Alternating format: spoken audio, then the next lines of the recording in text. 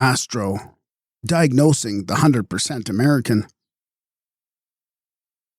According to astrology, the constellation of Gemini, which is ascending in the horoscope of the United States, sets forth the composite temperament of the American people. The American college boy is intellectually and emotionally a Gemini type.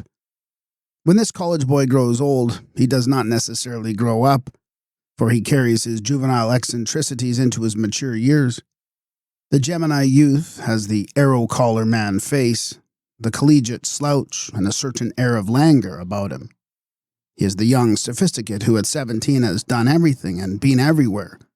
There's really nothing left for the average sophomore but to die. He has exhausted all other possibilities. For some time, this type of the genus Homo sapiens affected the balloon or baby zeppelin. Pants, those famous trousers that move only once to every 3 steps taken by the wearer. The immature Gemini is bold, affected, physically awkward, emotionally style-conscious, and intellectually unconscious. He radiates an air of worldly wisdom and has the unique distinction of knowing everything and nothing simultaneously. The Gemini type can absorb a considerable amount of education, but is at a loss to know what to do with it after required. For lack of application, his education rapidly deteriorates. Hence, we find the youth enthusiastic and ambitious, but not profound. When intellectualism is present, it inclines the mind to speculate in matters entirely beyond its depth, which often results in a most objectionable case of opinionatedness. Gemini is mechanical, inventive, and somewhat scientific. It usually learns to its sorrow that the highest form of art is the elimination of the unnecessary. Gemini must forget nearly all that it has learned in order to know anything. After such a youth has completed his 4 years at college, he generally corrects the situation, however, and after years of contact with the actual problems of existence, the individual discards his useless attitudes and concentrates upon the practical responsibilities of life. Occasionally, an exception is found to this delineation of the Gemini type. The real student is rare. The typical Gemini works as little as he can, crams at the last moment, and his whole college life is just one frat after another. This may be considered a rather hypercritical analysis of the national personality, but the thought we wish to convey is that for the most part our people are well-meaning but superficial. We are a race bored to distraction, and as tired of ourselves as we are of everything else. We are also becoming very fatalistic, for we are convinced that no effort on our part will have much effect upon existing conditions. The average election shows that we are bored with politics, and the half-empty churches reveal that we are bored with religion. We have almost entirely given up the hope of recovery from the boredom of our jaded nerves and emotions. With his superiority complex, the American instinctively swaggers and gazes patronizingly from the heights of his self-esteem. We do not mean that these traits are common to every individual. The great level, however, if you wish to call it such, is made up of persons who madly read their morning papers and promptly forget any vital news that may have accidentally been published. The average citizen, however, seldom reads the news, for he barely has time to skip through the sporting section, the comic strips, and the financial returns. Then another Gemini trait is very marked in the genus Homo Americanus. Every individual wants to form something, not always because of his overwhelming desire for human betterment, but rather because of his overwhelming self-confidence, which leads him to believe that a thing will never be well done until he does it. Hence, we have reforms for everyone except the reformers themselves. Gemini is strongly journalistic. This country is swayed by journalism, and thousands have no opinions except those written by their favorite column writer. Gemini also controls advertising, and nearly all of us are victimized by the advertiser. Gemini carries a surface culture and produces the proletarian blue blood, or mushroom aristocracy, hence the new orders of nobility, the beef barons, the chewing gum kings, the lords of frenzied finance, and the peers of soaps and safety razors. Gemini further brings with it the great American disease, nerves. According to the ancient astrologers, Mercury controls the nervous system. A nation ruled by this planet must consequently be intense, high-strung, restless, and fidgety. The nervous excitement of our civilization is therefore a thoroughly Gemini quality. Gemini is more or less superficial, recovering quickly from disappointments and disillusionments, which accounts for the fact that the American can lose his money with more sang-froid than any other national type. This lack of profound reflection is further evidenced by the fact that you can come back to the man you robbed yesterday and rob him again today. If you wish to sell the Gemini a gold brick, it is only necessary to wrap it up in a new kind of package. Tell him his neighbor had just bought one, and the rest is easy. The average American will lose everything that he has, proceed to make another pile, and then lose that as naively as a child. The Gemini American is the easiest believer on earth. He depends hopelessly upon authority. It is too much of an intellectual problem for him to analyze whether the authority quoted knows any more about it than he does. At the signing of the Declaration of Independence, the fixed star Capella was in conjunction with the eastern horizon. From Ptolemy, the Egyptian astrologer, we learn that Capella is a most powerful star, and that its key word is love of novelty. 2,000 years does not seem to have changed the influence of that star. Is it possible to conceive of a nation more given over to novelty than the United States? To do the same thing twice is to commit a faux pas.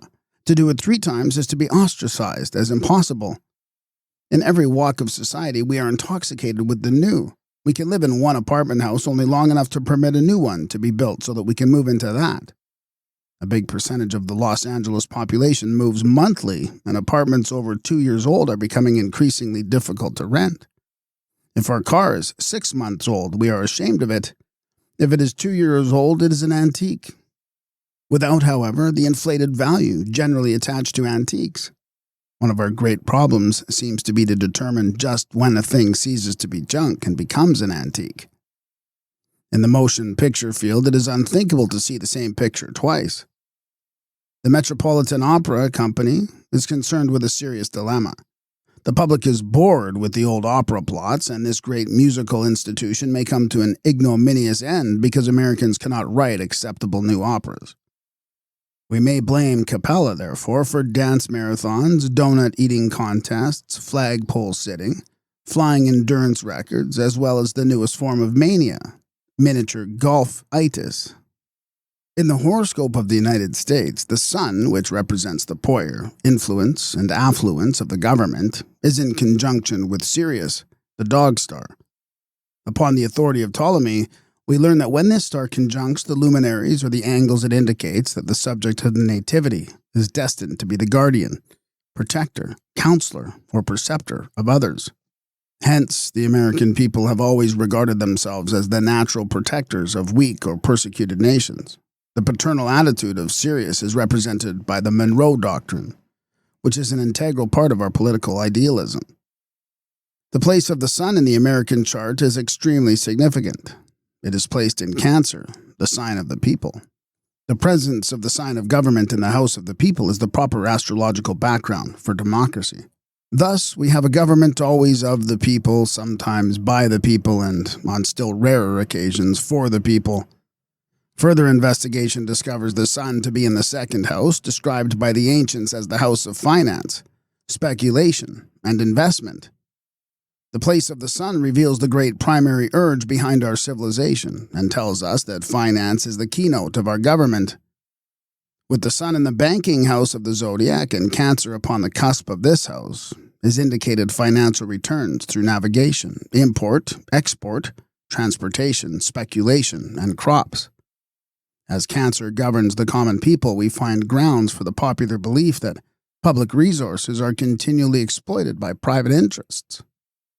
The ethical note of this country is strongly tainted with commercialism, and if our national fabric may be said to be suffering from one disease more than another, it is the disease of money. Among the money-loving and extravagant people of the earth, we occupy first place. We are one of the few nations who love money so well that we will put up with every personal discomfort in the effort to get it. In our craze to make and accumulate money, we undermine our physical well-being to the point where we can no longer enjoy spending money. The average person does not really enjoy his money. We have developed a great competitive system, however, which demands that we accumulate vast and unusable resources if we are to survive. In other words, we kill ourselves in order to get money enough to live. Among some of the Oriental peoples, there is a sort of unwritten code that a man can always starve. Lacking, however, the philosophical background of Asia, we would rather live miserably than die peacefully. The great concentration of this country is upon money. We have eclipsed the legendary horde of Croesus, exiled the Rothschilds to the limbo, and will soon send the old lady of Threadneedle Street to the old folks' home. We may well ask the question of, there are enough funds in the world to liquidate the intangible assets of our own capitalists. All this indicates that we are a financially minded people too young in culture to realize that when we have acquired all the gold in the world, there will be nothing left to buy with it. Diogenes, the dog of Athens. The gods are sufficient to themselves, therefore they are gods. Men are insufficient to themselves, therefore they are men. It follows that the more men depend upon others, the less they resemble the gods, and that they verge towards the divinities by detaching themselves from the concerns of mortals. Thus reasoned Diogenes. To be consistent, he decided to live no longer in a house that another man had built, to deny himself all pleasantries, and not even use the commodities common to everyday life. Furthermore, reasoned the old skeptic, the gods, being complete in themselves, accepted nothing. So with a flourish, Diogenes returned one after another the things that had been given him, until at last he was reduced to a state of abject poverty. In his estimation, this resembled somewhat the divine state, for no longer receiving anything, he was like the gods who accepted nothing of mankind, but who gave unceasingly of their life and light to all living things. So we find Diogenes living in a tub, an old discarded barrel that no one else would have. This he rolled into the Metrium, the public square where the Athenian senators, merchants, and populace congregated for one reason or another. Here, with a little straw in the bottom of his tub, Diogenes lived a considerable part of his life. While they heartily despised the old cynic, for he was the Bernard Shaw of his day, nevertheless the Athenians had a high respect for Diogenes. A number of schoolboys, for a prank once, bore holes in his tub so that when it rained, the water poured in. The citizens were so stirred up by this outrage that they not only severely punished the boys, but also bought Diogenes a new tub and insisted upon his accepting it in the name of the state. Though the wise old philosopher lived rejecting mankind, the mankind he scorned grew to be very fond of him and his eccentric ways. The self-styled wise and the pedant would gather around him to watch him and listen to his words, and when Diogenes did not edify them, he at least amused them. Diogenes was the recipient of the homage of Alexander the Great. The conqueror came one day and stood in front of the tub where the famous skeptic was sitting sunning himself.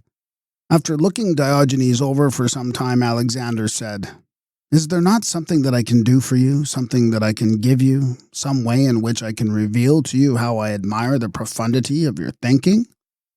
Diogenes looked at the young Macedonian for a few moments and said, "Alexander, there is only one thing you can do for me.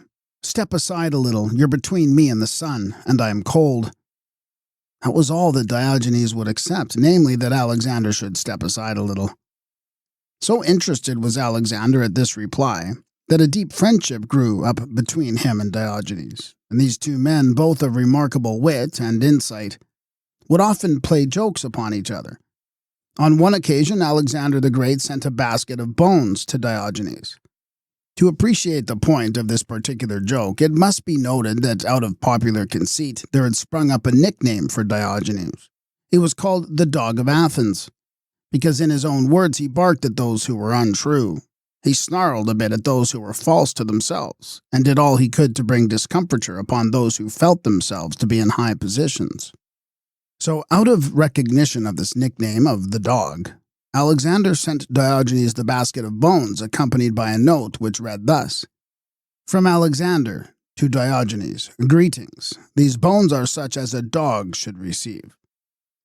Patiently reading the note, Diogenes turned to the servant who had brought the basket and instructed him to take the bones back to Alexander with the following note: "Diogenes to Alexander, health. These bones might have been such as a dog should receive, but they were scarcely such as a king should send." Alexander so admired this retort that he caused it to be published among his people to show the wit and understanding of this great skeptic. Diogenes was a contemporary of Plato. These two men heartily despised each other, probably owing to the difference in their fundamental viewpoints. For sad as it may seem, the wise are sometimes domineering.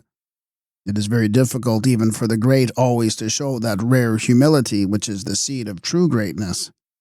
One day Diogenes, whose chief hatred for Plato was based upon the fact that he believed the great Athenian to be proud, chanced to see Plato walking down the street wearing a brand new long flowing velvet cape. Following Plato, Diogenes waited until the great Platonist was standing over a mud puddle. He then crept up behind Plato and, quickly jumping up and down on the hem of Plato's robe, trampled it in the mud, at the same time calling out loudly for the benefit of the bystanders. Now I've stepped on Plato's pride. Plato, whose name was derived from plateau because of the breadth of his brow, was a shrewd Jupiterian and a jovial soul. Turning upon the irate Diogenes, he said with a smile, "Yes, Diogenes, you condemn my pride, yet how proud are you that you can step upon my cloak in this way?" Nonplussed, Diogenes thought for a moment, then crept away. The above instances are typical of the great cynic. Diogenes had a very curious mental twist, and his life was given over to many austerities. Many people believe that in order to be really good you must be more or less uncomfortable, that a state of comfort and ease for the body may in some way lure the soul into sin. Diogenes shared such a belief and set himself the task of mastering his body by subjecting it to all sorts of discomfort and mental discipline. Consistent with this theory, we find him one day sitting on a snowbank, with very little clothing, actually numb and his teeth chattering from the cold. He had done this simply to prove his control over his body. A citizen of Lacedaemonia came by and, seeing the great cynic sitting in a snowbank, called out to him, "Diogenes, are you cold?" Diogenes looked scornfully at the youth. "Certainly not," he replied, his teeth actually chattering. "All right," retorted the Lacedaemonian. "If you are not cold, why do you sit there?" With a sheepish expression upon his face, Diogenes got up quietly and retired to his tub. He had been bested by the stranger from out of town. Diogenes maintained the same general attitude of both the true Oriental and the early Christian ascetic. He devoted his life largely to the mastery of his body, to the mastery of every emotion, thought, and action, and as the result of his wonderful self-control, acquired a great profundity of reason and understanding. To show how he departed from worldliness and devoted his life to the study of abstract subjects, it is interesting to follow him as, leaving his tub and passing down the street, he would come to the small fountain from which he used to secure his drinking water. He carried in his hands a simple mug. We don't know whether it was a pewter or clay, but it was an old and cheap vessel. As he leaned over to fill it, it suddenly occurred to him that the gods did not use cups when they drank. Hence, such things as drinking cups were definite evidences that he was still bound to mankind. So with a gesture of impatience, Diogenes threw the cup away, breaking it in pieces, and declaring that as the gods did not need cups, neither did a wise man, but that any man's hand was enough to form a hollow vessel from which to drink. From that time on, therefore, Diogenes did not use a cup. In his advancing years, Diogenes developed a habit of leaning upon a cane or staff. Suddenly realizing that the gods did not lean upon sticks, he threw his cane away. Even in his most advanced years, when he had become rather weak and decrepit, he refused any assistance from a stick, declaring that all these things were evidences that he had not yet escaped from mankind. Rasputin and Cagliostro. The gaunt, fantastic figure of Rasputin stands out in startling relief against the prosaic background of the 20th century.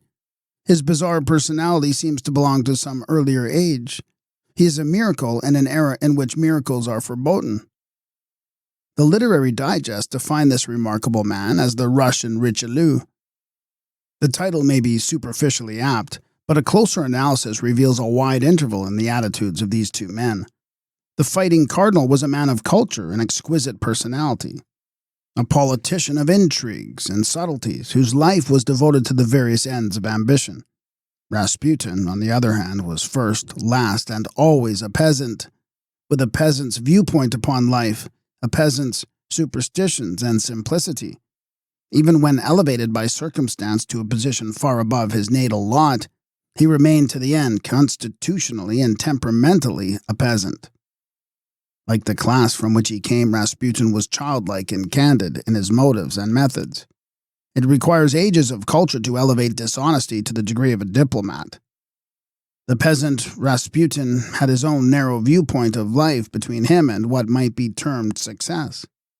All his instincts, all his hereditary tendencies, all his early environment and training bound him to the great body of the Russian people. Whatever he did, be it good or bad, Rasputin did naturally and simply, free from affectation or subterfuge. Under all conditions and at all times, Rasputin was wholly and utterly himself. He neither analyzed his motives nor explained them. To understand his psychology and the position which he occupied, it would probably be advisable to compare him with another great figure in history who in many ways paralleled the Russian starets in both temperament and achievement.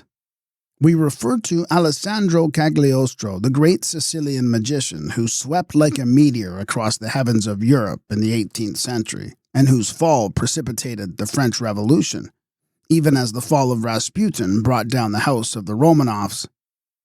The famous, or as some would have it, infamous, Comte de Cagliostro was called by his devotees the friend of the poor and the spokesman of the citizenry of France.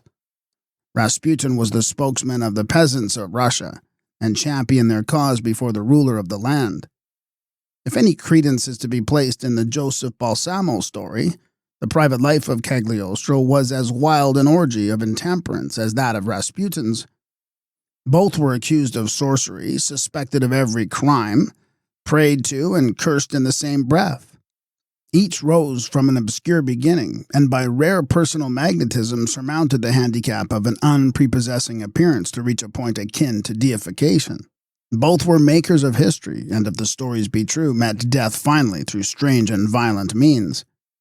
Cagliostro, according to accounts, was strangled by his jailer in the castle of San Leo, and Rasputin was murdered at night in the cellar of his princely host. While seemingly in order, the element of mystery is associated with the death of both these men.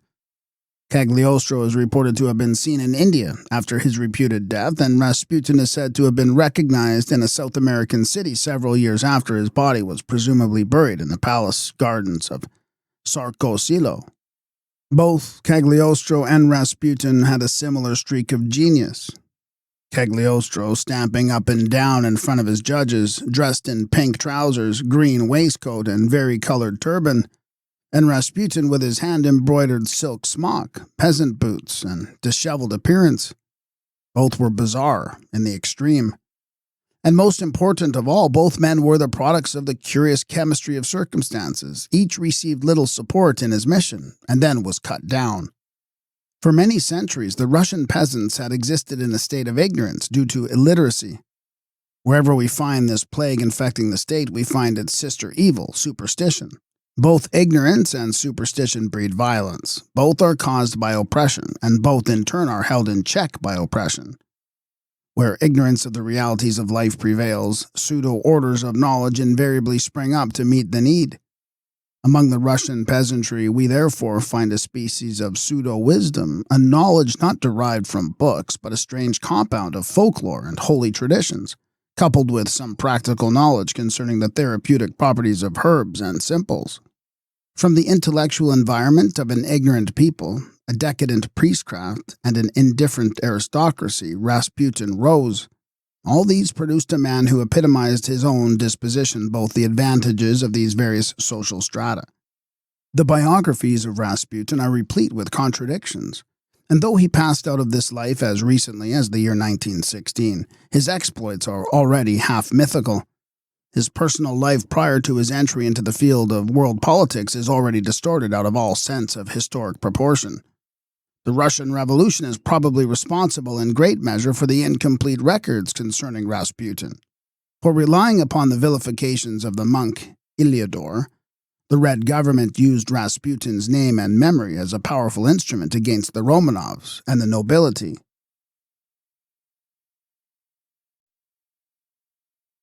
The CRC Portrait, a Rosicrucian Problem. For several years, we have been investigating the secret societies of the ancient and medieval worlds. These organizations may be divided into three general classes: political, philosophical, and religious. During the last 3 centuries, a fourth type of secret order has appeared, namely the fraternal. All secret societies were originally priestly institutions created to perpetuate the mystery religion, which had been revealed to the first of humanity by the gods. Knowledge is power, declares the Egyptian, but knowledge in the possession of such as have not yet mastered the animal soul is dangerous. The mystery schools were created in order that divine wisdom should neither perish from the earth, nor yet fall into the hands of the profane. The great truths discovered by the illumined were therefore carefully concealed under abstruse symbols and allegories, and a man desiring to know them was compelled to pass through a number of tests to prove that he was entitled to this honor. Christianity, like all the wisdom religions, is a threefold structure, consisting of a spirit, a soul, and a body. Ante-Nicene Christianity was a school of the mysteries, and as such promulgated a secret teaching concerning which the modern church knows practically nothing. The first Christian mystics were the Gnostics, but nothing now remains of their cult except a few inscribed gems and an occasional literary fragment mutilated almost beyond recognition. The Middle Ages found Europe struggling to free herself from the limitations of religious intolerance, philosophic despotism, and scientific ignorance. The doctrines promulgated by Galen, Avicenna, and Aristotle held the minds of the learned in intellectual bondage. It was against this bigotry that the great Paracelsus directed his hammer blows, liberating the medical profession from the dogmas of Avicenna. Centuries after him came Sir Francis Bacon, who with the sheer transcendency of his genius brought down, Samson-like, the pillars of Galen and Aristotle, and with their fall the house of arbitrary notions collapsed. We shall probably never fully appreciate the part played by the Rosicrucians in the reconstruction periods of European thought. The Rosicrucians constitute the most remarkable organization of the modern world. During the 17th century, their name was upon every man's lips, but none knew who or what they were. In their manifestos, published between 1610 and 1620, the Rosicrucians declare that their purpose was to promulgate the secret teachings which they had received from their illustrious founder, Father C.R.C., Christian Rose Cross, and to heal the sick without pay. They were deeply concerned with alchemy and astrology, and their ranks included several great Kabbalists and transcendental magicians. Elias Ashmole, one of the order, declares that 2 Rosicrucian physicians cured Queen Elizabeth of smallpox and a young duke of leprosy. There are also records that the Rosicrucian chemists manufactured gold and furnished it to the British Mint. Raymond Lully, probably a member of the fraternity, is said to have transmuted thousands of pounds of base metals into gold in the Tower of London. Lully did this in order that the English might finance a crusade against the Mohammedans. After describing the purposes of their organization, the Rosicrucians in their first manifestos recount the adventures of their leader and how he came to establish the society. The story is briefly as follows. Father C.R.C. was the son of poor but noble parents and was placed in a cloister when but 5 years of age, but several years later, finding the instructions unsatisfactory, he associated himself with a monk who was about to start on a pilgrimage for the Holy Land. This brother died at Cyprus, and C.R.C. continued alone to Damascus. Here poor health detained him, and he remained some time studying with the physicians and astrologers. Hearing by chance of a group of wise men abiding in Damcar, a mysterious city in Arabia, C.R.C. made arrangements to visit them and arrived in Damcar in the 16th year of his life. Here he was received by the wise men as one long expected, and remained with them for a considerable time, during which he learned the Arabian tongue and translated the mysterious book M into Latin. From Damcar, C.R.C. journeyed to Fez, where he was instructed concerning the creatures existing in the elements. From Fez, the young initiate took boat to Spain, carrying with him many rare medicines, curious animals, and wonderful books. He conferred with the learned at Madrid, but they dared not accept his teaching because it would reveal their previous ignorance. So deeply discouraged, he went to Germany, where he built himself a house on the brow of a little hill and devoted his life to study and experimentation. After a silence of 5 years, CRC gathered about him a few faithful friends, and they began to arrange and classify the great knowledge which he possessed. Thus the Rosicrucian fraternity was founded. New members were later accepted, and the brethren traveled into various parts of the world to give their knowledge to those who were worthy and willing to receive such a boon. The first of the order to die passed out in England, and it was after this that Father CRC prepared his own tomb in perfect miniature reproduction of the universe. None of the order knew when their founder passed on, but 120 years after his death they discovered his tomb with an ever-burning lamp suspended from the ceiling. The room had 7 sides, and in the center of it was a circular stone under which they found the body of their founder in perfect condition, clasping in one hand a mysterious paper containing the arcana of the order. Many efforts have been made to interpret the symbolism of this allegory, for it is undoubtedly a myth symbolically setting forth the deepest secrets of the Rosicrucians. Father CRC is to be considered not only as a personality, but also as the personification of a power or principle in nature. This practice of using an individual to set forth the workings of divine power was frequently resorted to by the ancients. The Masonic legend of Hiram Abiff, the Chaldean myth of Ishtar, the Greek allegory of Bacchus, and the Egyptian account of Osiris are all examples of this type of symbolism. It is not improbable that the entire mystery of the Rosicrucianism could be cleared up if the story of Father CRC were properly interpreted. During the 16th century, many pseudo-organizations sprang up claiming to represent the Rosicrucian Brotherhood, but the very nature of the teachings they promulgated proved beyond all doubt that they were fraudulent. One of these groups, after exacting the most terrible oaths from those joining the society, gave each one of the new members a black rope with which he was supposed to strangle himself if he broke any of the laws of the order. The pseudo-Rosicrucians were short-lived, for after passing through all the degrees of the elaborate rituals and spending considerable sums of money, the unfortunate initiates discovered that these organizations did not possess the knowledge they claimed to disseminate. Many false claims were made by charlatans who attempted to capitalize the name of Rosicrucianism, but in some mysterious way these dishonest parties were exposed and their plans came to naught. Several years ago, Arthur Edward Waite, an English Masonic writer of note, published a work in 2 volumes entitled The Secret Tradition in Freemasonry. Among a large number of plates he reproduced was one he declared to be the supposed portrait of Father CRC. We examined the reproduction with great interest, but with a certain amount of skepticism, in view of the vast number of false claims and documents that have appeared in recent years. We had a feeling that somewhere we had seen that picture before, and the general appearance of it made us suspect that it was a copy of a more ancient painting. At last, after considerable pains, we discovered what we believed to be the original of the picture. In the Lisbon Museum, there is a famous painting by Albert Dürer. The resemblance to Waite's picture is very marked. The position of the head, the finger touching the temple of the skull, the hat, the reading table, the beard, and the folds of the cloak are all nearly identical. The reader may say that Dürer copied the painting from the supposed portrait of Father CRC. But this is most unlikely, as Dürer was a truly great artist, and great artists seldom copy the paintings of other men. Furthermore, the Dürer painting was made about AD 1500, and is apparently much older than the other picture. The Dürer painting is an idealistic conception of Saint Jerome, and Dürer has in several other pictures shown the saint with the same reading table, and a skull is always placed near him. In the Harding collection in Chicago is also a portrait of St. Jerome by the Master of the Life of the Virgin, which resembles the CRC picture even more closely. The only natural presumption is that the picture supposed to be that of Father CRC is in reality a copy of St. Jerome, and not an overly good copy at that. Mr. Waite was careful to make no committal regarding the authenticity of the painting, but others more enthusiastic have accepted the picture as real.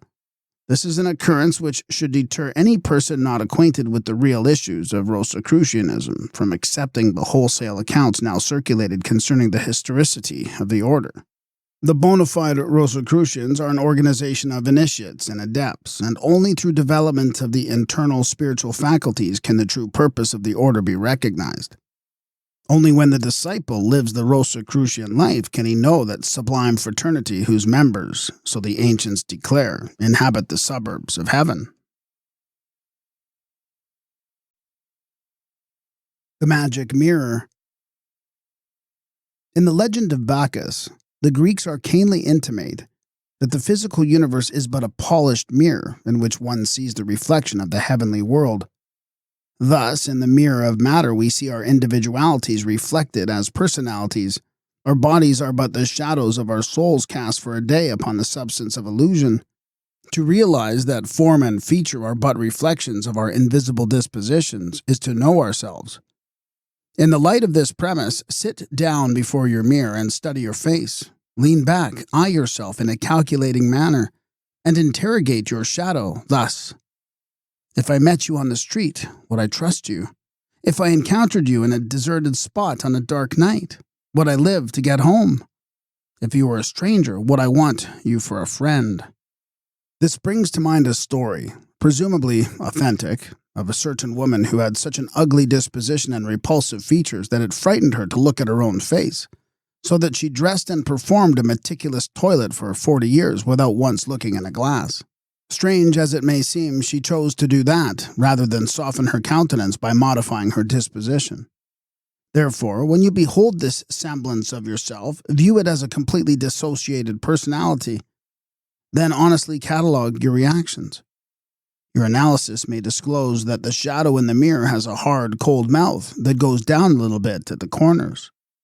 This mouth will probably cause an unpleasant reaction, but previously it was others who felt it and not yourself. Hence, the stranger encountering you must appear either indifferent or charmed while beholding your unprepossessing looks. You will recall the famous limerick which ran something like this: I'm not very handsome, 'tis true, my face it is slightly askew, but I do not mind it, for I stand behind it, and all of the pain is with you. By using the mirror, you are suddenly enabled to meet yourself as a stranger. You are able to determine just how much of an obstacle you are to your own ends and purposes. After looking earnestly for about a half an hour, one person heaved a mountainous sigh and remarked sadly, What an empty-looking thing I am. I'm shallow, expressionless. In fact, I can see no intelligent reason for my existence. If the face is empty, the cue is to fill it. If it is shallow, deepen it. If it is narrow, broaden it. If it is too short, lengthen it. Work with yourself, with your thoughts, emotions, and ideals until you can honestly say, as you look into the reflection of your own eyes, that the face before you is that of a person whom you really would want to know. Thoughts and feelings reproduce themselves upon the delicate linings of the face until your face becomes a replica of your soul. Even the slightest detail is significant: the hair, the texture of the skin, and the coordination of parts. The advocates of heredity admit that it takes 1,000,000 years to chisel a nose. The body is the potter's clay daily being molded into a form consistent with the internal integrity. Now comes the technique of improvement. Try spending 10 minutes a day reconstructing your own face. It is a philosophical verity that if you can lift your ethical standards, you can lift your face with them. Here is an opportunity for a new fad: philosophical facelifting. It will never become popular, however, because it requires work. Having analyzed existing conditions, decide upon the improvements which you desire to make. Possibly your eyes are a little shifty or you squint them too much. For the first, establish a new standard of honesty, and for the second, be less suspicious and air the secrets which you have cherished so long. If your eyes are staring and you open them too wide, you are superficial and should court reflection. If the face has a tendency to sag or have a gaunt and hollow look, 'tis ever so with pessimists. For such people, the truism that it takes twice as many muscles to frown as it does to laugh is most pertinent. Change your disposition and watch the corners of your mouth come up just as surely as though they had been shifted by a surgical operation. Banish deceit and watch your eyes open. Think and watch your eyes go back where they belong. Strange but true, in a few years a person can rebuild his face, so that while it may not actually be beautiful, it will convey the definite impression of attractiveness. In this age of competition, personal appearance is a powerful factor in the success of any individual or enterprise. The expression upon your face will have much to do with the position that you will occupy in society. A friend of mine who had an uncanny ability to detect thieves said he seldom failed because he could detect dishonesty in the texture of the skin. When even our pores turn state's evidence, no alternative but honesty is left. The study of your face will discover to you the magnificent psychological background of life, a sphere whose subtleties are lost upon 99 out of every 100 persons.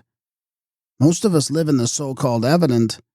Behind the evident, however, is a network of inherent causes and impulses that make us what we are. We are all tyrannized by circumstances until we rise above circumstance by taking our lives into our own hands and molding ourselves into the ideal we long to be. These little chats with the stranger in the mirror will accomplish much.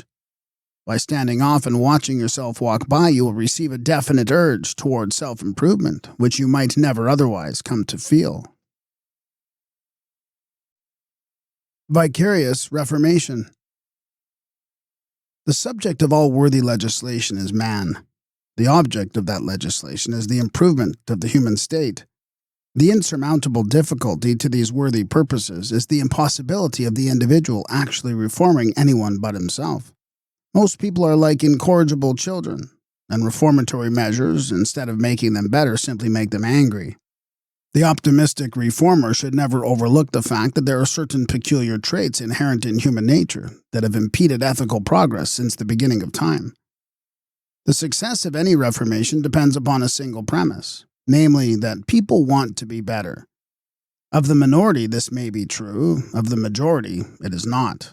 Few people have any well-defined desire for self-improvement, and of that limited number, only a much smaller group has any well-formulated plan of procedure. The primary desire of the average man or woman is simply to be comfortable. John Doe wants a fair share of this earth's goods, a little more power than his neighbor, and his name in the Blue Book. He would like to be respected and feared, preferably the latter. He is interested in self-improvement provided it can be accomplished without effort, sacrifice, or discomfort on his own part. The motion picture industry has suffered from the tragedy of the educational film. It is the great box office flop, so past experience has formulated a new procedure to deal with this equation in human nature.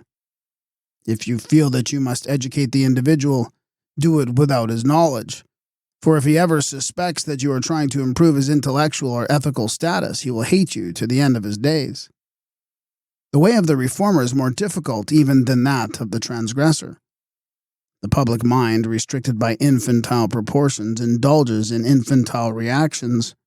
It reasons thus: someone is trying to educate me, from which I infer that he thinks I am ignorant. I'm insulted. I'll never speak to him again. Jane Roe pays 50 cents to see a motion picture. That $50 she dedicates to entertainment. If she discovers, however, that even 5 cents of it has been expended to improve her intellectual condition, she will want that nickel back. Culture, like the air, must be free. We will pay to be happy, but not to be wise. The fizzle of radio education parallels that of motion pictures, and what we hear broadcasted in the air grows worse every day. There seems to be more or less prevalent the attitude which views it a disgrace to acquire education out of school. In fact, even during school days, many only tolerate it because it is compulsory. Only the minority appreciate learning. The majority must have it thrust upon them if possible. A man will learn just enough to earn his bread and butter, but for a thoroughly buttered slice of bread, whole wheat, has become the fetish of the average person. Consequently, whenever the problem of actually improving the ethical state of man comes up, the results are negative, not only through lack of popular support, but through actual opposition. John Doe actually dislikes to have a better state thrust upon him. He would rather be free to wallow in the mire than to have his Ogian stables cleaned up by some method which would curtail or endanger that inviolable aspect of personal liberty to do as he pleases. This is an age of progress, and Speaking of progress, we are approaching the ultimate reformation. From now on, the trash cans along the curbs are going to be painted gray instead of green. This legislation has been made necessary because people have been posting their letters in these trash cans for years.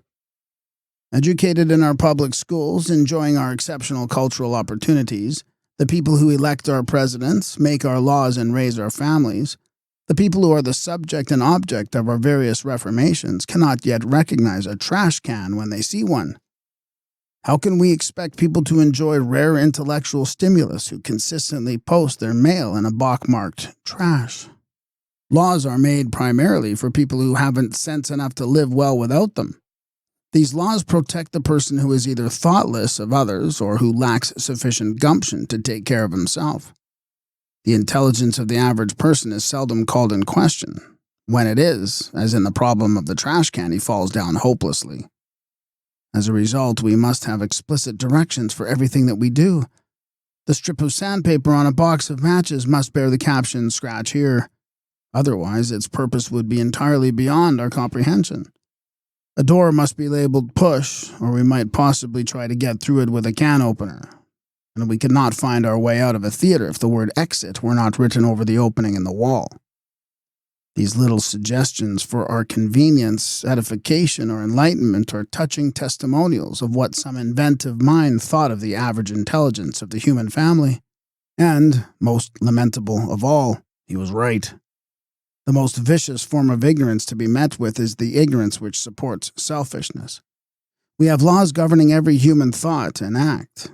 These laws are necessary, for they are a bill of human rights by which each person is theoretically protected from the selfishness of every other person. The enforcement of these laws requires an enormous expenditure every year in this country. Hundreds of millions of dollars a year spent to prevent people from injuring, killing, and exploiting each other is a startling reflection upon what we please to call our intelligence.